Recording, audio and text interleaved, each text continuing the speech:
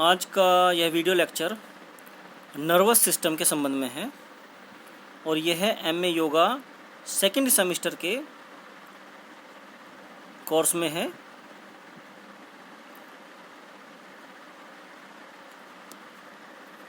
Nervous system में हम आज इस वीडियो के माध्यम से नर्वस सिस्टम के जो भाग हैं उनके बारे में डिस्कस करेंगे, न्यूरॉन के संबंध में डिस्कस करेंगे, स्पाइनल नर्व्स जो होती हैं उनके संबंध में हम बात करेंगे और साथ ही साथ न्यूरो ट्रांसमीटर्स के संबंध में भी हम यहाँ बात करेंगे। आइए सबसे पहले नर्वस सिस्टम को देखते हैं। नर्वस सिस्टम के 3 भाग होते हैं। एक तो होता है सेंट्रल नर्वस सिस्टम, दूसरा होता है ऑटोनोमस नर्वस सिस्टम और तीसरा होता है voluntary nervous system. Central nervous system वो होता है जो हमारे ब्रेन और स्पाइनल कॉर्ड को मिलाकर बनता है। यहाँ आप इसका चित्र देख सकते हैं। जो ये ब्रेन है और आपकी स्पाइनल कॉर्ड को जोड़ के ये जो बनी हुई है, ये आपका सेंट्रल नर्वस सिस्टम बनता है। इसके बाद जो ऑटोनोमस नर्वस सिस्टम है, अब हम इसकी बात करेंगे।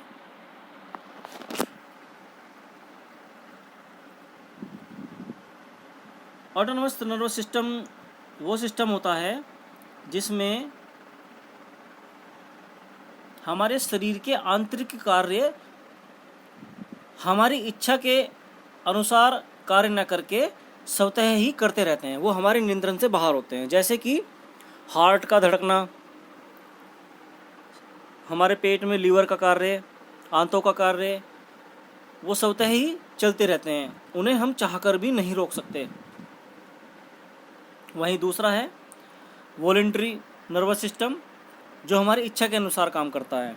इसमें क्या है, हमने अपनी मुट्ठी बंद करने की इच्छा की और हमने अपनी इच्छा से अपनी मुट्ठी बंद कर ली।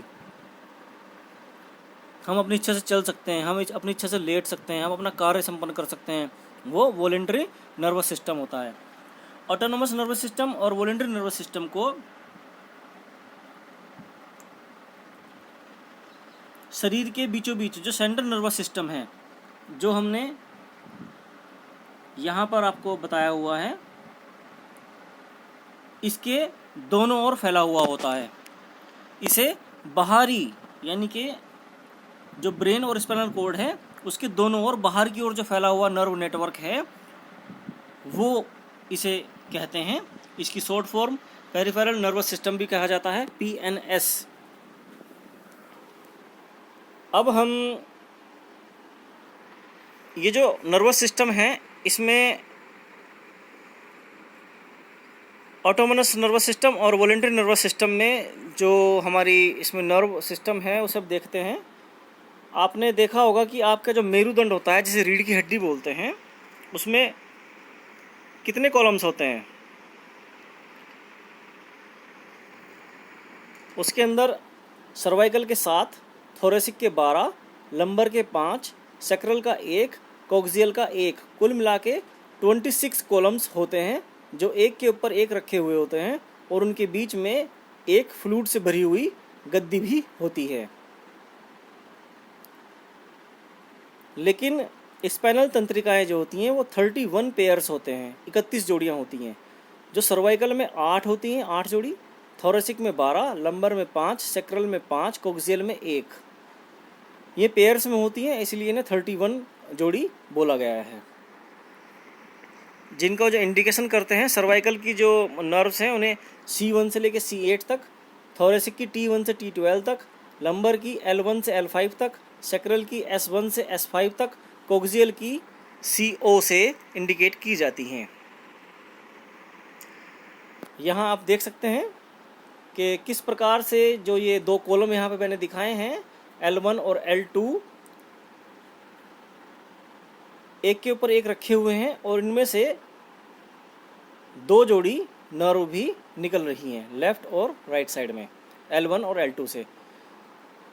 इसके बीच में ये गद्दी है, दो कॉलम के बीच में, और यहाँ से नर्व निकल रही है। ये जो गद्दी है इसे इंटरवर्टिबल डिस्क भी बोला जाता है।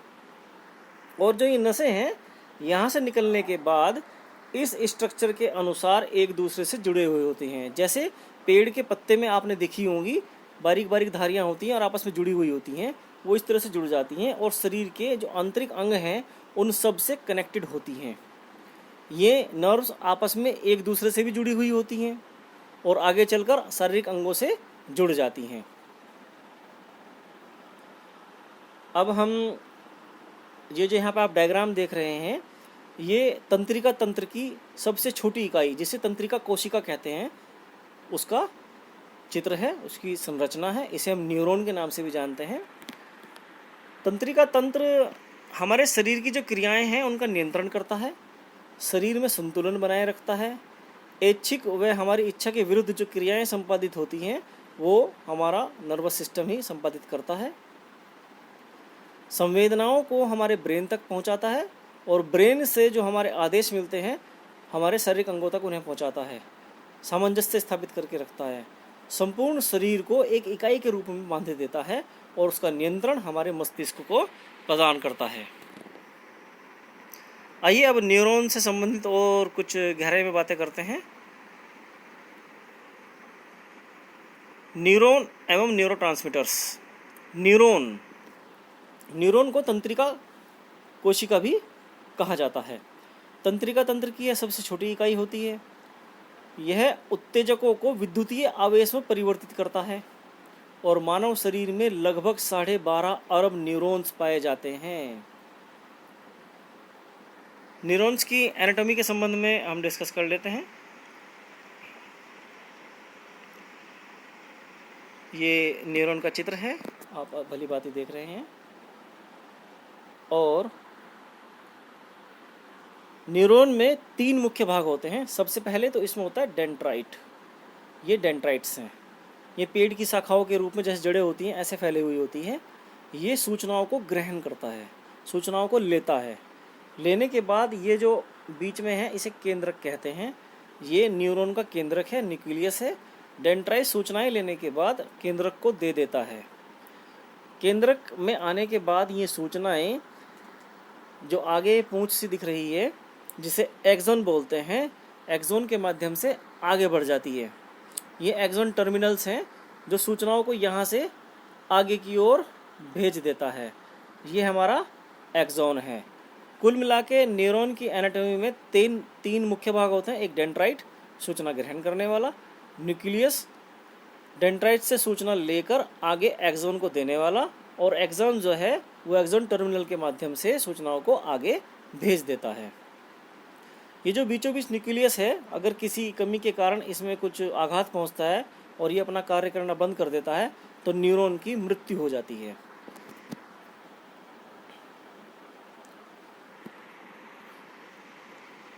इसे जो केंद्रक है, केंद्रक के चारों ओर का जो भाग है वो कोश शरीर जिसे बॉडी कहते हैं वह भी कहा जाता है।